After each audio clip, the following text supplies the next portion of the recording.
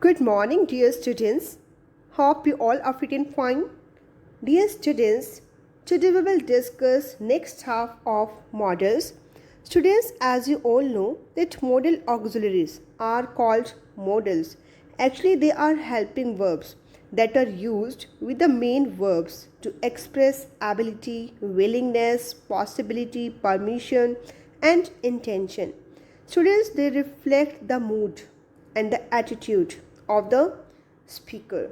Now, students, let's read to understand how they are used in a sentence and what they indicate. So, students, let's begin with the modal must first of all. To show the following modes, we use modal must. First one, students, to express compulsion.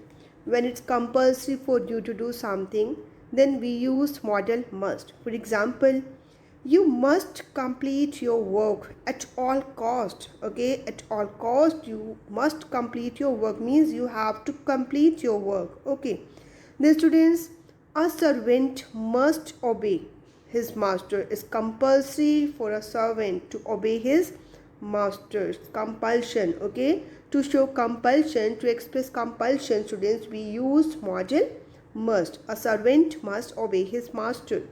Then students, to show determination, we use modal must. For example, we must cross a river to attack the enemy. Means students, if you want to attack the enemy, you must cross a river. It's compulsory for you to cross the river if you want to attack the enemy. Okay.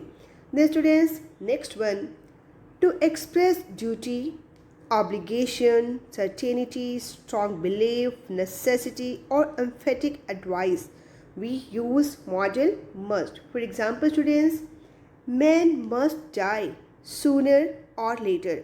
To express strong belief, to show strong belief, we use modal must here. Okay.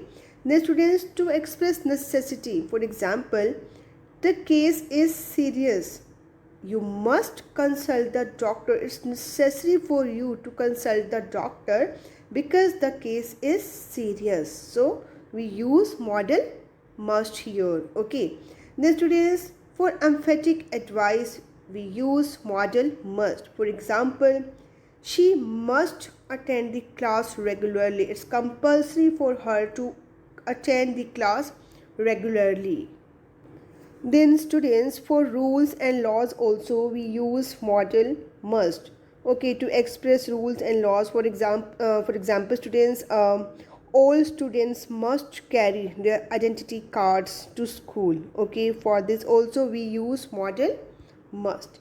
Now students, let's begin with the modal ought to. Yes students, to express advice, we use modal ought to. For example, you ought to work hard means you should work hard. Okay. Then she ought to stop eating junk food. We are giving here advice because junk food is harmful. So she ought to stop eating junk food. We use modal ought to.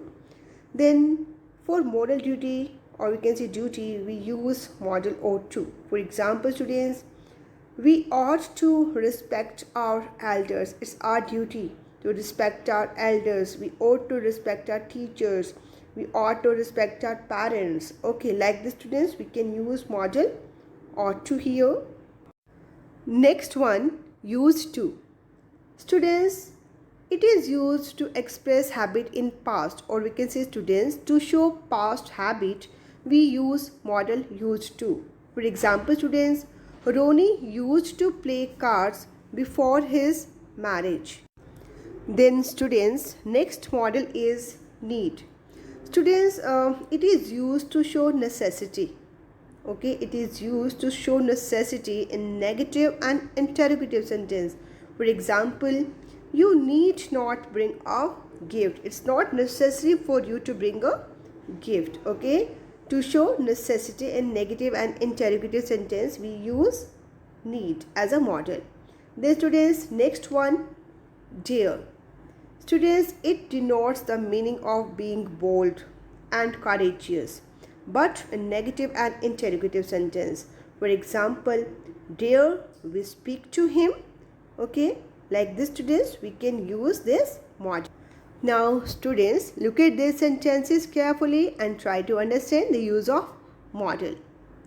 Will you keep quiet and not disturb others? Will you keep quiet? Here we have used model will for threat, we can say. Then would that I were the Home Minister of India. To show unreal condition, we use model would. Would that I were the Home Minister of India. You are tired now. You must be feeling hungry. You should stand united. To express advice, we can say we should stand united. Then you need not hurry. There is plenty of time. Okay, there is no necessity to do hurry. There is plenty of time.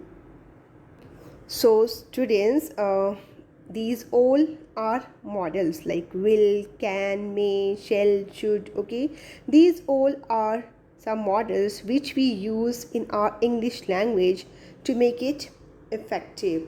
Now students, I hope that all of you have understood these models well, and then students try to use these models in your conversation. Okay, that's all for today students. Thanks and have a nice day.